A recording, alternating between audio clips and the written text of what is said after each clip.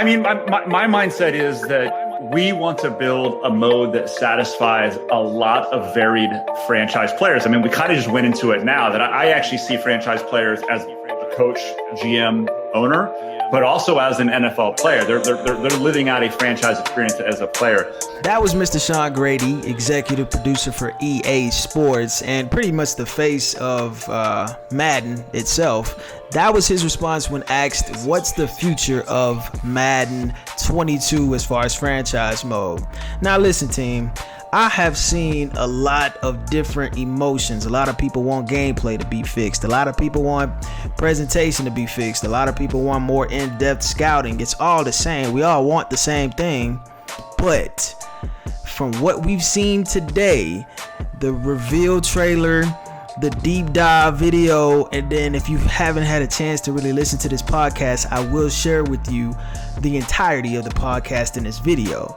But from what we've seen today, franchise mode is stepping in the right direction of fixing the problem. All right. I don't want to, like I said, stir the pot too much, but from what we've seen, let's look at what has transpired over the last few weeks and what we have had from franchise over the last few years, and it's already better than what we've seen in a long time. They added, advanced scouting, which is something that we won't see till September, which is kind of stupid, but it's a step in the right direction. The skill tree for the coaching, that's pretty cool. I feel like that's something that they can elevate. But the biggest thing that I got from this podcast, and I'm gonna play it right after this, is EA and Madden is going in the direction of live updates. Now, a lot of people might say, live updates, bro, why would you even be okay with that? Hear me out.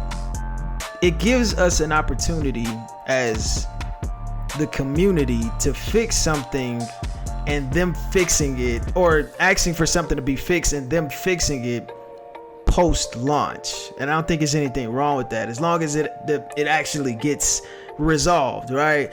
If we want presentation in the game, it's to say it's not too late after the release of the game to get into the game, if that makes sense. So I'm gonna go ahead and let these guys go over the podcast. And also, if you guys haven't done so already, I do have a Discord channel where we talk about the improvements of Madden, what we can do as a community to come together and get things trending. Fix Madden presentation is still something that we should try to hop on. So I need all my community, supporters to help out there. But if you guys want to join the conversation, hit the link in the bottom or in the description of this video. And let's make some change, baby. Without further ado, let's get this podcast started.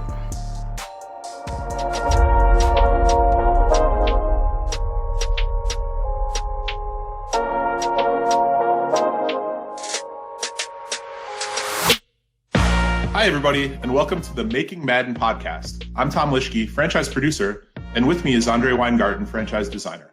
We'll be going through different parts of Madden 22 over the coming weeks and talking about some of the decisions that go into making the game. But before we look into all of the features, Tom and I were reflecting on the franchise work we've been doing for the last year, which has been a new approach to delivering the mode. As a game, we made the decision to start speaking directly to franchise gamers, and since the launch of 21, our voice has really been Sean Graddy, our executive producer.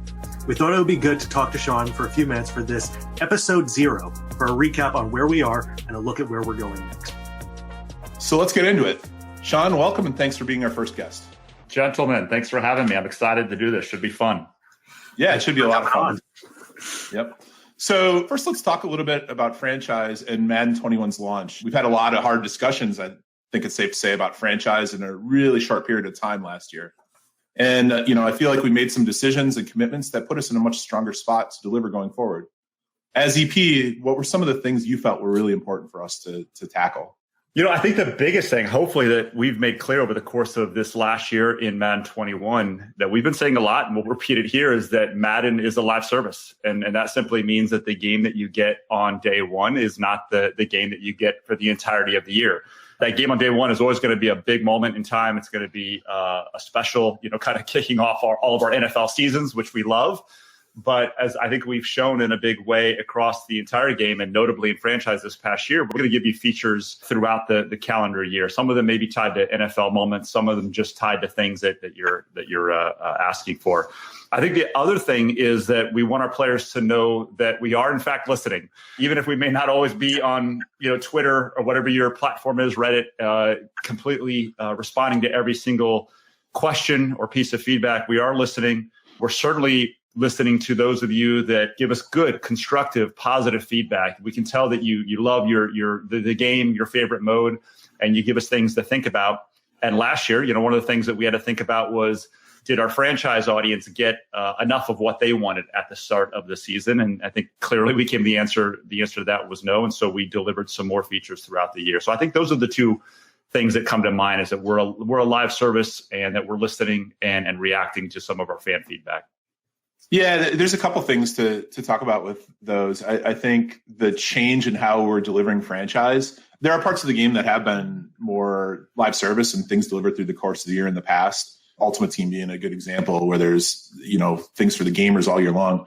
We really made that commitment that we want franchise to be that and feel like that. One of the things we talked about is I really think it had to be a show, don't tell. Now, we did share what our roadmap was, but then we didn't really talk about it much after we said what the roadmap is. We just really made that commitment to getting the features out the door. And I think you'll be talking with Andre a little bit going forward about what we did deliver. But it was a real change, and we had to really rebuild the team to be able to do that on the franchise side, which, I think has been a fun part of the journey for us. It was also fun. You mentioned our ability to listen to gamers and really standing up a group of people to make sure we had their voices being heard. We talked about the design council, and I'm sure hopefully we'll get to talk about that in the future, but just having those folks that are the voice for the franchise gamer and really making sure they were part of the process all through the fall and what we're delivering for 22. So yeah, so we did present that roadmap. So do you want to kind of recap some of the things that we presented in that roadmap, what we've accomplished in 21 and where we're heading forward? Yeah, the first thing I'll say before we get into some of the details is that, at the start of the year, we've never committed, I think, in this much detail what we were going to build for any given mode. We've said we're a live service, and there's maybe programs and Ultimate Team that are consistent, and those are coming. But in terms of being this, I think, clear and emphatic on what we were going to try to build, this is probably the best we've done. And I'm really proud of what the team was able to deliver. So just looking back on those 3 title updates, a couple of the highlights that made it in, and even as Tom said, we brought in the design council from the community to help us with Madden 22's feature set. We did a version of that, kind of a rough version of that, when we prioritized what we wanted to build in these title updates by going into the forums, going to some of the trusted voices that play the mode. So we ended up delivering things like X Factor and Superstar customization. So you could you could kind of customize and control which players have it, how they have it. We added career stats to our player cards. So you could track more of the history of the roster that you're building, which that's kind of what you want to do. You want to have this journey of a team that you're building and know that you've made maybe a rookie really succeed and turn into a superstar or an X Factor. Yeah, one of the things that we want franchise to be is we want it to be your story. So having those player cards represent your version of those players, what they did for you and with you is an important piece of that storytelling. So it's not just the league, it's your version of the league. Yeah, as someone who's played for so long, I know one of the most satisfying things about that feature specifically is when you bring in someone who wasn't on your team and you can kind of see how their career played out over a long period of time, and then they transition to your team, and you see either a jump or a change between their production in one place versus yours, and being able to see it on a weekly basis, right? Seeing, man, that guy just went off versus a division rival. That's a big deal versus it being just, a random game. This was his best game. So adding that additional context really changes the way you can view your own players, even in retrospect, right? Yeah. So, that's what happens in the real world, right? You get a player that comes to your team that maybe was an okay player on another team, but then they set the world on fire, and you want to do that in your franchise in Madden as well. A couple other things, a playoff bracket, finally, in week 13. Now you can see kind of how the playoffs are shaping out. I know the community is like, come on, just get it in there. We got that in there to continue steps. So I was glad to see that. Player retirement information, that was one that was kind of buried under the hood. Like, oh, I didn't realize that player retired. Can you tell me that? So now the ability to go and see who's leading the league. It's kind of interesting. I think in the real NFL, that kind of happens to me sometimes. I'm like, oh, Edelman retired this year. Okay. But luckily I caught that headline because it was only out there for a week or two. And we want to expose that more in franchise as well. What other couple of franchise league history in general, just more stats about what's been happening in your league. And one thing I know that you guys were really committed to, and I'm glad we focused on, is trying to deliver things that didn't require players to reset or restart their franchise. So I think all of these actually went in without a restart required. And so that does limit some of what we could deliver in the continuous dev cycle, but also at the same time, it allowed you just to pick it up into your mode and continue forward. Yeah, I think when we were deciding what we would do, definitely a voice we heard from the community is don't make me reset the league. Like the frustration over that, like I put in all this time and effort. So we tried to respect the time wherever we can. If we're delivering the features, like you said, it meant there was some stuff we chose not to deliver just because we thought it was not a net positive if you had to restart your league to pick it up. And that's the kind of stuff you'd see more at the start of a year. Yeah, and I mean, it obviously shifted our time frame on delivering things slightly. We couldn't just drop it every individual week because of just technical reasons that made it. We were extra cautious to make sure that we didn't force you to restart. And some things, you had to start a new season, but you didn't have to restart your franchise. So I think just in general, we really took that layer of precaution to make sure that your experience up to that point would not be compromised by something to improve your experience. It did mean that the first release was a little later than we wanted, just because we had to make sure we were in position on all that stuff technically. And again, it did limit maybe the size of the things we tried to take on during the fall, just because the bigger the thing, the more likely it is that you'd need a complete franchise restart. We're thinking about that going forward in 22 as we look at the post-launch for 22. There will be some bigger things, but we're looking at them more from that point of view. We need to build in a way that we don't reset the league. So, but we're wrapping our head around how to do that a little more efficiently, I think, going forward. As someone who plays a lot, I really was really satisfied with this feature set for the 21 continuous dev, because it kind of hit all the different points, right? It created more engagement for the league with your history. Everything that you've done is kind of represented between the league history, between the career stats. It impacted your experience if you were a solo offline player, and it impacted your experience if you were a multi-user league, right? I think the play cooldown limits is one of my favorite features that we added this year, because when it first went to house rules in Madden 20, I was like, this is unbelievable. We need this in franchise. And to get it there, I know in my league, in my 32-person league that I'm in, we've used it since it came out. And it is one of the best additions that we've had to the gameplay experience in quite a while, from my personal perspective. Yeah, it's interesting. It's enforced sim a little bit. And that's one of the things we talk about. Like, how do we make the game feel more sim? And it's kind of enforcing sim a little bit, which is, it's okay. Like, let the leagues do what they want to do. Yeah, I just the last thing I would mention from the roadmap that's related to that is the commissioner tools, like those house rules that we added in, some ability to undo free agency signings, turn off some individual player gameplay settings for players, like if you want the heat seeker kind of turned on or off per individual player in your 32-man league, that type of stuff. But the house rules that you mentioned, I loved. I think that's super cool. The thing that I'm thinking now is we've got a lot of really cool abilities to tune your franchise. I think our really committed franchise players know that they're there, but I would challenge ourselves, I'm just saying this out loud, to surface some of those in the upfront of the creation of our franchise so that players know that they can turn these on and use these, because they're fun. The house rules, like you said, are really fun if you know that they're there. Absolutely. Yeah, one of the things with the approach we're taking to franchise going forward, we're kind of rebaselining some different things and rebasing in core loop, and we'll go through that as in the coming weeks. But part of the rebaselining is looking at all of the things that franchise can do and trying to make them accessible at the right time, be it at setup or great commissioner tools. That's going to be an ongoing task for us to make sure that stuff gets more to the forefront and gets in more people's hands. There's a lot of stuff that's kind of buried, is what I'd say. So we want to bring it forward and make it easy to use.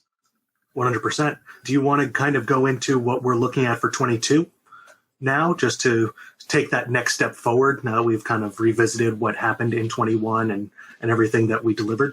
Yeah, I think we can do that. I think, we put out the list of things that we're looking at for 22, even way back at the beginning of the roadmap. And maybe, we can look at that list right now and say, how's that going? Are we doing all those things, or what decisions did we go through there? So I've got the list here. I can run through it, and I'll just go through them, and then you guys can talk about what we're doing or not doing. So coaching and staff management was the first one there. And I'll just jump in and say that one, we were going at hard. And actually, if you check back later today, or there's going to be another segment that we're going to do, the real episode 1, where we'll go into that pretty deeply with Connor Dugan, the creative director for franchise. Scouting improvements. What do we say about that? There's some things that we're definitely improving the system a little bit, but I don't know. Do you want to hint, or maybe we got to come back a little bit later in the year for some of that? So, yeah, you won't have to wait too long, but we can't say too much right now. Yeah. Stay tuned on that one. Scenario engine improvements. Scenario engine, I think it's a funny term. It's a little bit inside baseball. It's like how we talk about it is on the dev team is like, hey, we're doing more scenarios. For the gamer, what does that mean? It means, how do you experience the things that aren't part of the core feature set of franchise? What are something happened this week and we want you to think about it.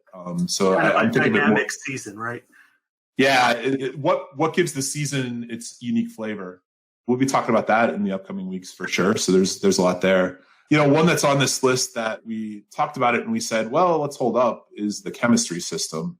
It's definitely part of the future, and I think we see other sports games do it, but we decided that one's probably a bit more of a roadmap feature for us. Not too far down the road, but we wanted to get some of the core systems re-baselined first, because that's a system that really, once the core systems are humming and in a great spot, adds that additional flavor, I think. Yeah, if we added chemistry without kind of revamping what we had already, it wouldn't feel as impactful. We need to really set the foundation to make that system pop. So we decided to push it off for now, but it's still very much in our mind's eye moving forward. Yeah, we did spend a lot of time talking about it and even had some designs written up that we then decided other things we wanted to invest more deeply in a few other things for 22 launch. So we did those justice and didn't do partial versions of each of them. So another one that's on the list is commissioner tools. We just kind of talked about it a little bit. I think it is really important, but I think we're just scratching the surface of what we can do there. But one of the things, Andre, I know when you're doing your features, one of the things I appreciate is you keep in mind, well, what should we make available for the commissioners to tune around this? And we'll probably talk about it a little bit on franchise staff later today. It's how powerful does any given commissioner or player want a feature to be inside their franchise experience? That manifests itself in the commissioner tools to some degree, right? Yeah, there's just so many different ways to play franchise, which is, I think, the beauty of the mode, that maybe there's this one piece of the feature that I love and someone doesn't, right? Maybe it just doesn't mesh with their view of what their world should be. So giving them the flexibility to modify that, I think, is really important. Yeah, franchise is big. It's a lot of things to a lot of people. So giving gamers the ability to define what's fun to them and turn the dials up on that, and maybe turn the dials down on some other things that they care a little bit less about.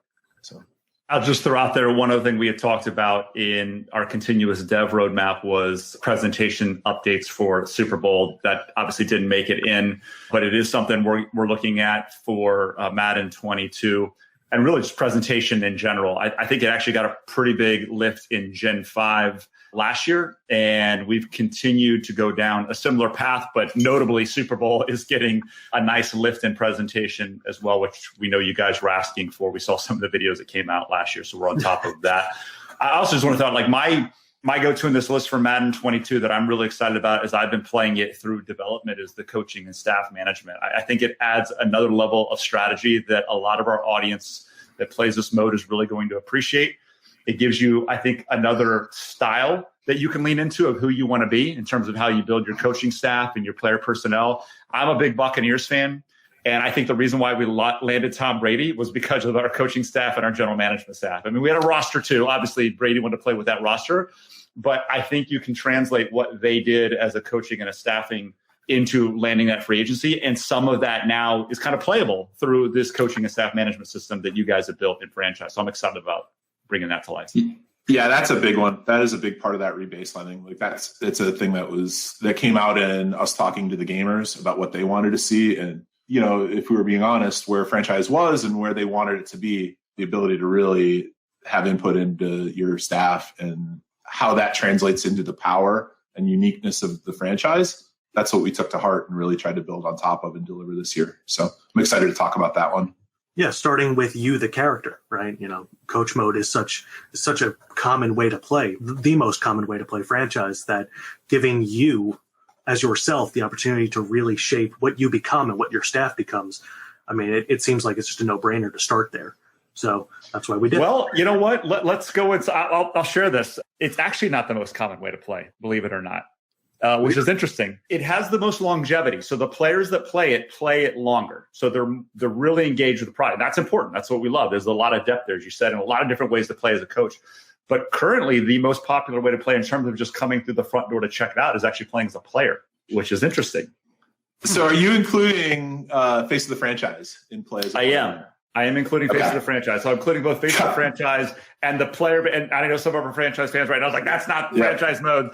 That doesn't controversial. Yeah, controversial. Yeah, but it's a career mode around either a coach or a player. Yeah. And obviously you can play two versions of that as a player. But it's another thing that we look at as we're making decisions. Our game is a big game with a lot of modes. Franchise is a big mode with a lot of different ways to play.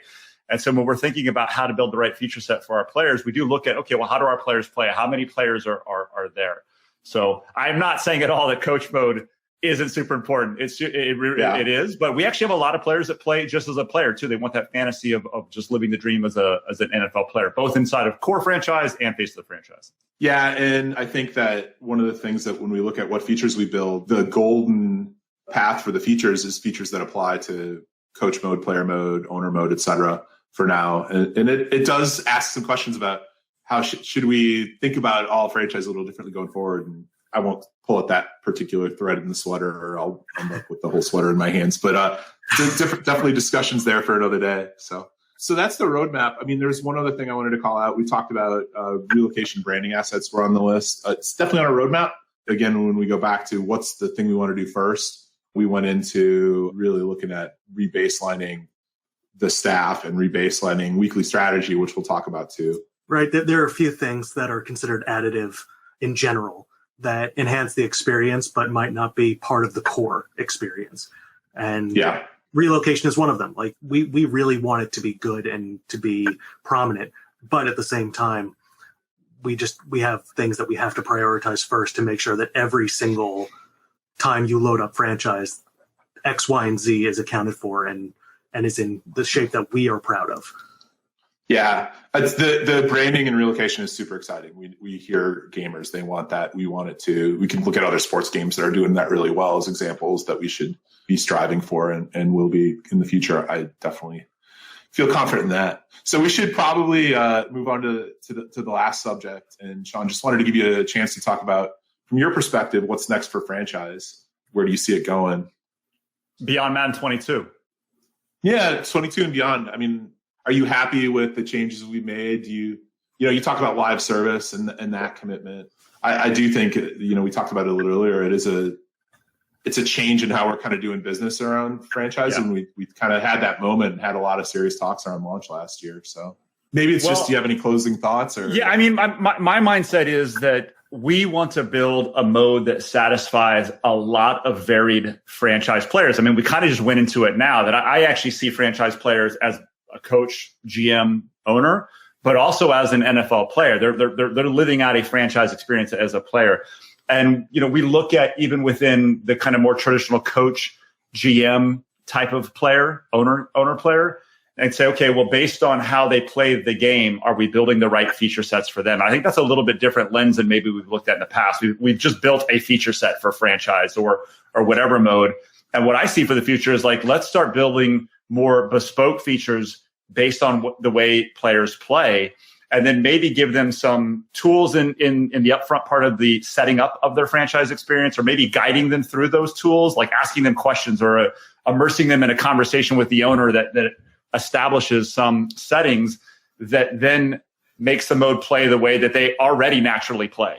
So you don't even know that we've actually done that for you. Like the mode's been set up to play the way that you actually want to play, and you might be seeing things. And again, I'm just projecting, a year or two out. We're not doing this right now. Just you asked me long term. That's what I see is we start to build the mode and organize it in a way that basically plays the way you want to play, even though you may not even know it. And so now it's more immersive for me. And the stuff that maybe I don't care about, I don't see.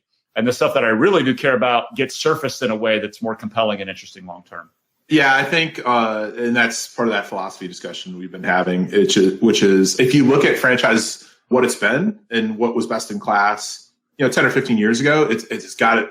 And it doesn't mean it's less important, but it's got to be authentic. So build all the authentic things, get them in there and let them just kind of coexist next to each other. And then the experience kind of emerges from how they interact with each other.